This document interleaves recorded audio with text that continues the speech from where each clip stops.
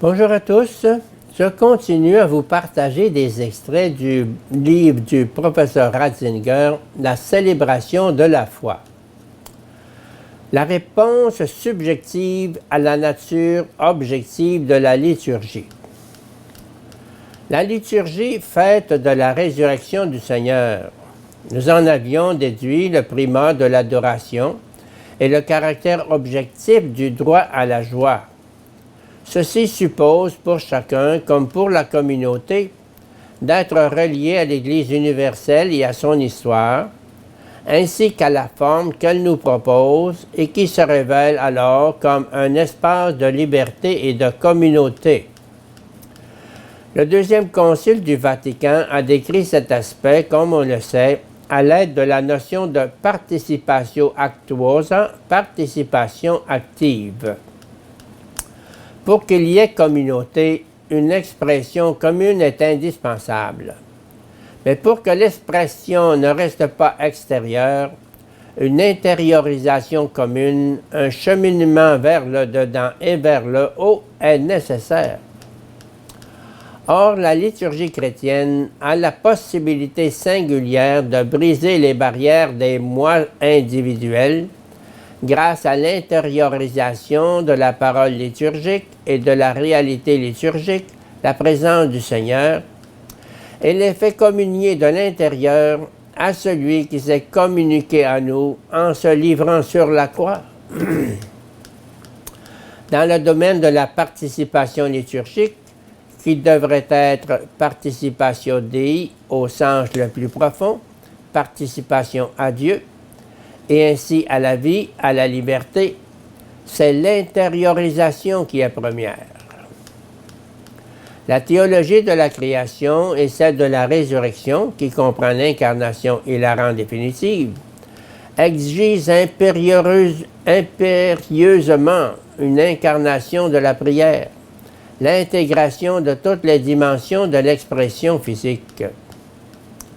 La spiritualisation du corps et l'incarnation de l'esprit sont des exigences réciproques. Alors seulement il pourra y avoir humanisation de l'homme et du monde. On est heureux de pouvoir constater que récemment, la science liturgique s'est à nouveau emparée de l'idée des signes sacrés et a été amenée dans la ligne de l'inoubliable petit livre de Romano Guardini à approfondir la signification de leur message. Le silence crée le loisir, la halte, où l'homme saisit intérieurement la durée. L'attention de la liturgie n'existe que s'il y a place pour une rencontre avec le véritable grand et l'inépuisable, lui qui n'a pas besoin de changement parce qu'il est plénitude, celle de la vérité et de l'amour. Seul ici le courage de réapprendre au sein du silence la valeur de la parole peut être sauveur face au débordement des mots qui finalement conduit au bavardage, là où précisément il s'agirait de rencontrer la parole, le logos, qui est droit à la vie et à la joie, parce que parole de l'amour crucifié et ressuscité. Ma deuxième observation a trait à l'importance du geste. La station debout, à genoux, assise, l'inclination et le redressement, se frapper la poitrine, le signe de croix, tout cela a une signification anthropologique indispensable parce qu'auto-représentation de l'esprit dans le corps. J'aimerais terminer en attirant l'attention sur le geste essentiel de l'adoration qui de nos jours est de plus en plus menacé de disparition, l'agenouillement.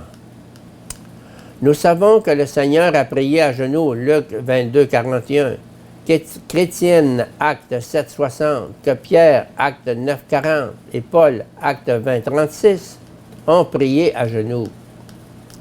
L'hymne au Christ de l'Épître aux Philippiens, 2, 6, 11, présente la liturgie du cosmos comme un agenouillement au nom de Jésus, 2, 10, et y voit l'accomplissement de la prophétie d'Isaïe, Isaïe 45, 23, du règne universel du Dieu d'Israël. En fléchissant le genou au nom de Jésus, l'Église fait œuvre de vérité. Elle s'insère dans le geste du cosmos qui rend hommage au vainqueur et se place ainsi aux côtés de ce vainqueur car, par cet agenouillement, elle évoque et imite l'attitude de celui qui, étant égal à Dieu, s'est abaissé jusqu'à la mort.